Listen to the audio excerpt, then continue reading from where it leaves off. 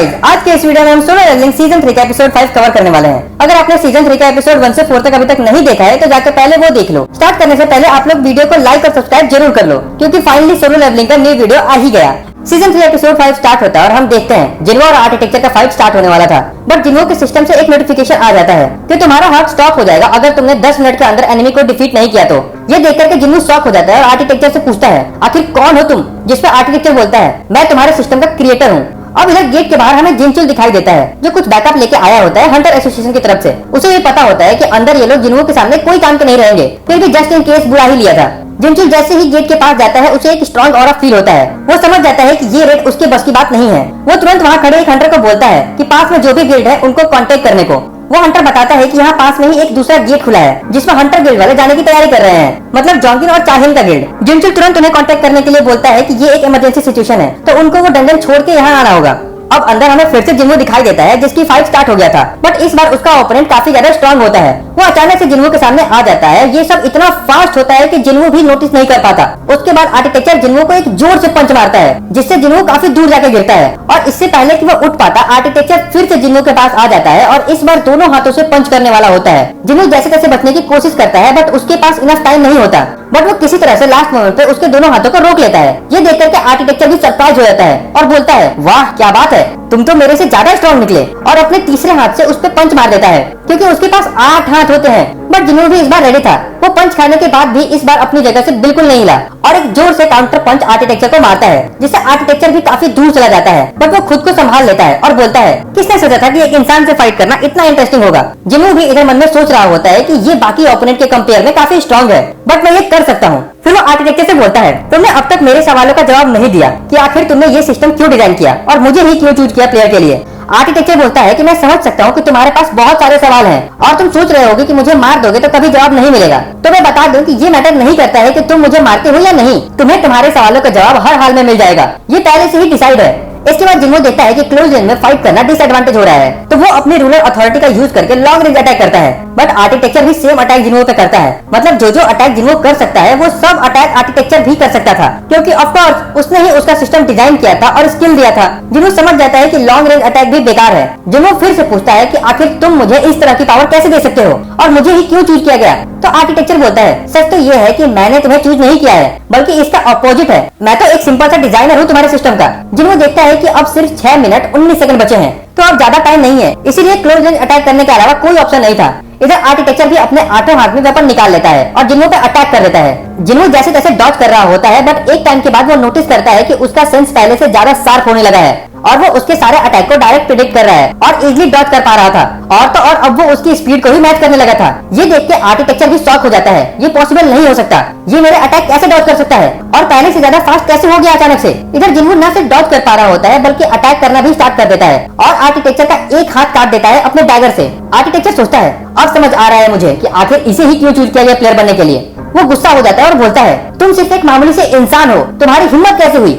इधर हमें दिखाई देता है कि अब सिर्फ 3 मिनट 45 सेकंड बचे थे और आर्किटेक्चर खुद डायरेक्टली फाइट करने के बजाय बाकी सारे स्टैचू को भेज रहा होता है ताकि वो जिन्हो का टाइम वेस्ट कर सके। बट जिन्हो अपने रूलर अथॉरिटी का यूज करके बाकी सारे स्टैचू को एक साथ दूर फेंक देता है और उसके पास सिर्फ 3 मिनट 15 सेकंड बचे थे।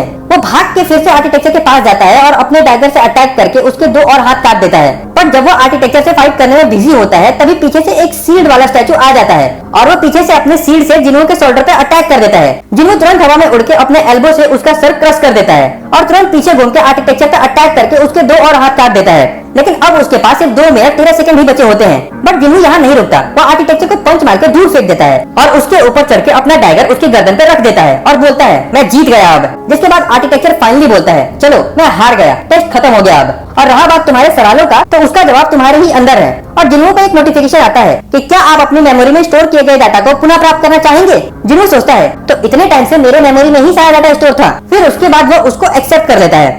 अब जैसे ही वो एक्सेप्ट करता है उसका चारों तरफ काफी तेज रोशनी हो जाती है और वो एक अलग ही वर्ल्ड में चला जाता है जहाँ उसको बहुत सारे मॉन्स्टर की आर्मी दिखती है। जितने भी तरह के मॉन्स्टर से उसने फाइट किया था आज तक वो सब वहाँ होते हैं। जिन्हो देखता है कि वो लोग ऊपर आसमान की तरफ देख रहे होते हैं तो जिन्हो भी ऊपर देखता है तो उसे पर्पल स्काई दिखाई देता है और ऊपर काफी सारे गेट खुले हुए होते हैं। ये देख करके जिन्हो शॉक हो जाता है। वो सोचता है अगर इतने सारे मॉन्स्टर एक साथ अर्थ पे आ गए तो ह्यूमैनिटी के पास कोई चांस ही नहीं है सर्वाइव करने का। लेकिन यहाँ उन मॉन्स्टर का ओपोनेंट ह्यूमन नहीं होते। हमें दिखता है कि उस गेट से काफी सारे सिल्वर सोल्जर आने लगते हैं। हालांकि मॉन्स्टर के कंपैरिजन में उनकी संख्या कम होती है, बट वो मैटर नहीं करता क्योंकि वो लोग काफी ज्यादा स्ट्रॉन्ग होते हैं। उन दोनों के बीच में फाइट स्टार्ट हो जाती है और सिल्वर सोल्जर काफी इजीली सारे मॉन्स्टर को मार रहे होते हैं। वार स्टार्ट हुए कुछ ही समय हुआ होता है कि सिल्वर सोल्जर ने ऑलमोस्ट सारे मॉन्स्टर को मार दिया होता है। पूरा बैटलफील्ड में खून की नदियां बहने लगती है और चीखने चिल्लाने की आवाज गूंजने लगती है। बट तभी वहाँ कुछ अनएक्सपेक्टेड होता है। मॉन्स्टर के साइड से एक शैडो में एक सोल्जर निकल के आता है और अलाइज बोलता है, जिसके बाद जितने भी मॉन्स्टर वहाँ मर गए थे वो सब फिर से जिंदा हो जाते हैं और उसकी आर्मी का पार्ट बन जाते हैं। ये देख के जिन्हों सोचता है ये तो मेरी पावर है, बट इतने सारे शैडो सोल्जर तो मैं भी एक्सपेक्ट नहीं कर सकता। जिसका मतलब था ये और कोई नहीं, शैडो मोनार्क था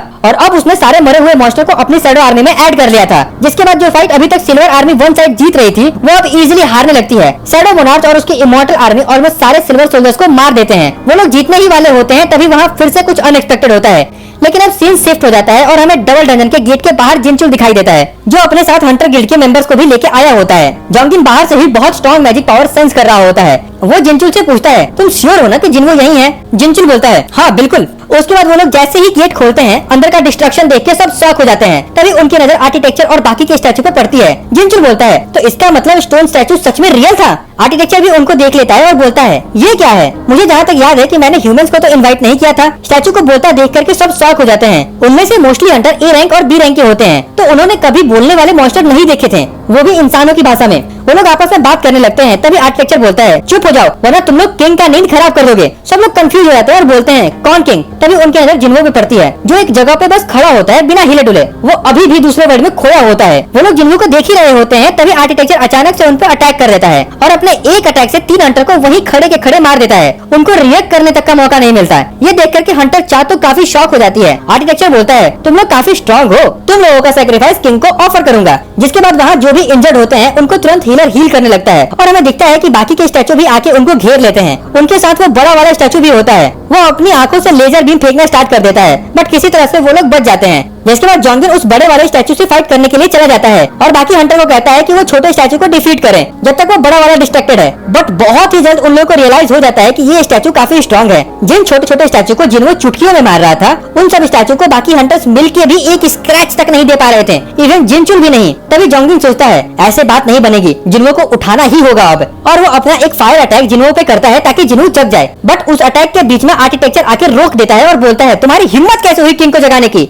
मतलब भाई ये लोग बैकअप बन के आए थे और 2 मिनट में ही इनकी इतनी बुरी हालत हो गई कि जिसका बैकअप बन के आए थे उसका ही बैकअप का इनको जरूरत पड़ने लगा। खैर इधर बाकी के हंटर एक साथ मिलकर जैसे तैसे स्टैचू को रोक रहे होते हैं और हंटर चाको बोलते हैं कि जिन्वो को जगाने के लिए, और वो भी जा ही रही होती है जिन्वो को जगाने के लिए। तभी फिर से सीन शिफ्ट हो जाता है और हमें जिन्वो की मेमोरी दिखाई देती है, जहाँ जिन्वो देखता है कि शैडो मोनार्क जीतने वाला ही होता है। तभी वहाँ एक और बड़ा सा गेट खुल जाता है और उसमें से काफी सारे मॉन्स्टर आने लगते हैं। जिन्वो नोटिस करता है कि वो सारे मॉन्स्टर डीमन कैसल के होते हैं। मतलब डीमन कैसल में जो फर्स्ट फ्लोर से 100 फ्लोर तक फाइट किया था, वो सारे मॉन्स्टर वहाँ होते हैं। उसमें सारे नोबल क्लैन के मॉन्स्टर भी होते हैं, उसमें से एजिल के भी क्लैन के होते हैं। लेकिन हैरानी की बात ये होती है कि वो लोग शैडो मोनार्क से फाइट करने आए थे, ना कि सिल्वर सोल्जर से। मतलब शैडो मोनार्क अब तक मॉन्स्टर के साइड से फाइट नहीं कर रहा था।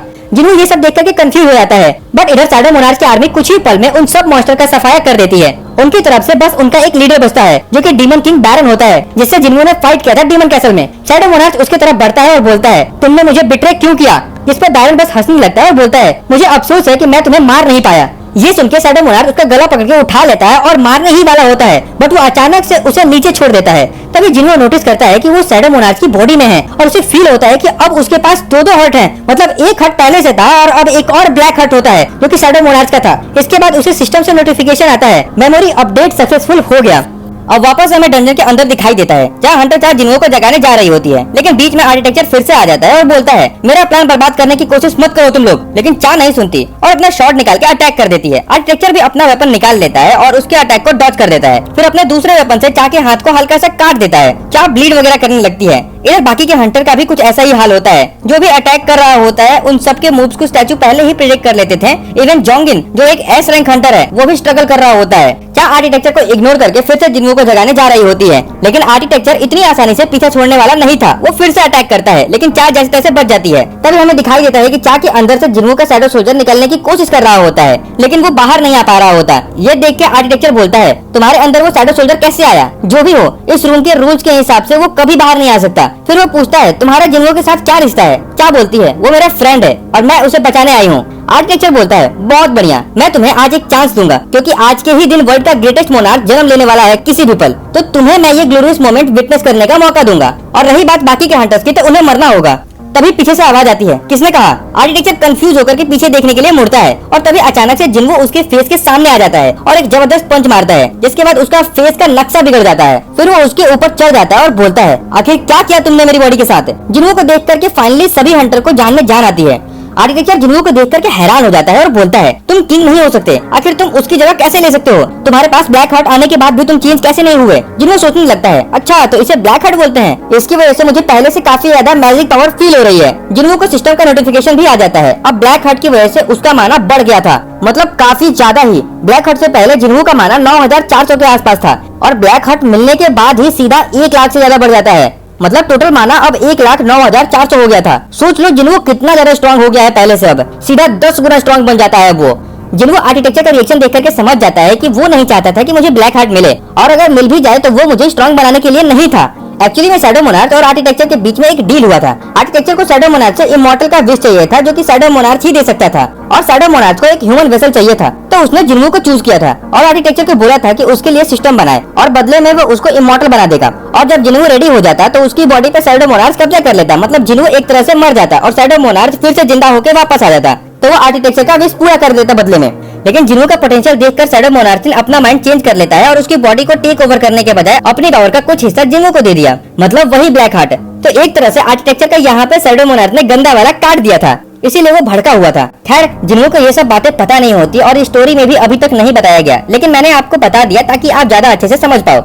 अब इसके बाद जिन्वो काफी ज्यादा सवाल करने लगता है आर्किटेक्चर से कि तुमने कहा था कि तुम मुझे एज अ प्लेयर चूज करने के खिलाफ थे, ऐसा क्यों? तुम्हारा इंटेंशन क्या है? लेकिन आर्किटेक्चर अभी भी सदमे में होता है, वो बस बोल रहा होता है, नहीं ऐसा नहीं हो सकता, शैडो मोनार्क मेरे साथ ऐसा नहीं कर सकते, तुम्हें पता भी नहीं है तुमने क्या किया, बाकी मोनार्क इस डिसीजन को कभी अप्रूव नहीं करेंगे, और भी बहुत कुछ बोल रहा होता है। लेकिन जिन्वो बोलता है, मुझे तुम्हारा बकवास नहीं सुनना, मैं जो पूछ रहा हूँ वो बताओ सीधे सीधे। तो आर्किटेक्चर बोलता है, मुझे विश्वास नहीं हो रहा कि उसने मेरे साथ ऐसा कैसे किया, अब मुझे समझ में आ रहा है कि उसने तुम्हें ही क्यों चूज किया। इधर हमें दिखता है वो स्टैचू जो अब तक शांत थे, जो इंस्ट्रूमेंट के साथ खड़े थे, अब तक किसी पे अटैक नहीं कर रहे थे, लेकिन अब वो सारे स्टैचू भी आगे बढ़ने लगते हैं। आर्किटेक्चर बोलता है, अगर तुमने मुझे मार दिया तो ये सारी मूर्तियां यहाँ से किसी को भी जिंदा नहीं जाने देगी। जिन्वो बोलता है, अगर ऐसा है तो क्यों ना पहले तुम्हें ही मार दूं और फिर तुम्हारे इन पपेट्स को। जिस पर आर्किटेक्चर बोलता है, अगर तुम अपने सिस्टम के क्रिएटर को ही मार दोगे तो? जिन्वो बीच में ही बोल देता है कि तो क्या मैं फिर से ई रैंक हंटर बन जाऊंगा? सच बताऊं तो मैं भी इस बारे में सोच रहा था, लेकिन जहाँ तक मुझे पता है कि सिस्टम का क्रिएटर अगर मर भी जाए तो सिस्टम ऑलरेडी बन चुका है, वो अचानक से गायब नहीं हो सकता। ये सुन के आर्किटेक्चर की और सटक जाती है। वो बोलता है, अगर ऐसा है तो मैं तुम्हारा ये सिस्टम ही डिस्ट्रॉय कर दूंगा। और वो जिन्वो के सिस्टम को डिस्ट्रॉय करने की कोशिश करता है, लेकिन उसे एक नोटिफिकेशन दिखाई देता है, सिस्टम ने क्रिएटर के एक्सेस को ब्लॉक कर दिया है। ये देख करके उसकी और सटक जाती है। वो बोलता है, नहीं ऐसा नहीं हो सकता। लेकिन अब हमें दिखाई देता है कि जिन्वो अपने सिस्टम को खुद कंट्रोल कर सकता था, उसे अब आर्किटेक्चर की कोई जरूरत नहीं थी, इसलिए अपने एक फाइनल अटैक के साथ वो आर्किटेक्चर को मार देता है। इसके बाद हमें गेट के बाहर कुछ हंटर दिखते हैं जो बात कर रहे होते हैं। हंटर गेट वालों को गए हुए घंटों हो गए, वो अब तक बाहर क्यों नहीं आए? अंदर ऐसा क्या हो रहा है? तभी उन्हें दिखाई देता है कि अंदर से कोई आ रहा है। अंदर जो भी हंटर्स गए होते हैं उन सबकी हालत बहुत बुरी होती है। ये देख के बाहर के हंटर शॉक हो जाते हैं और सोचने लगते हैं, आखिर अंदर ऐसा क्या हुआ जो इन सबकी हालत इतनी खराब है? ये तो सिर्फ एक सी रैंक गेट है। Even S rank Hunter Jongin और चा भी काफी बुरी तरह से इंजर्ड होते हैं।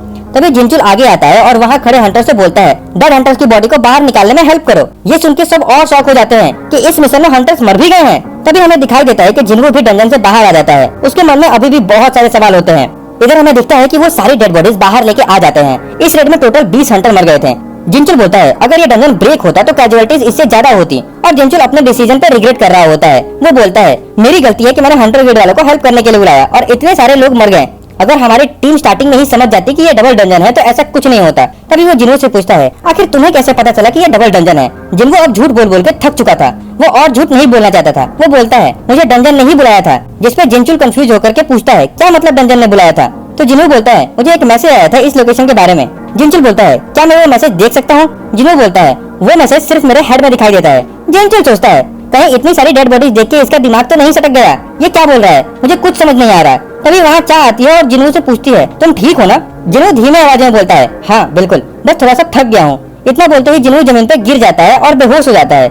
और इसके साथ यह एपिसोड यहीं पे खत्म हो जाता है। इसलिए सारे लोग आज लाइक कमेंट करके जाना।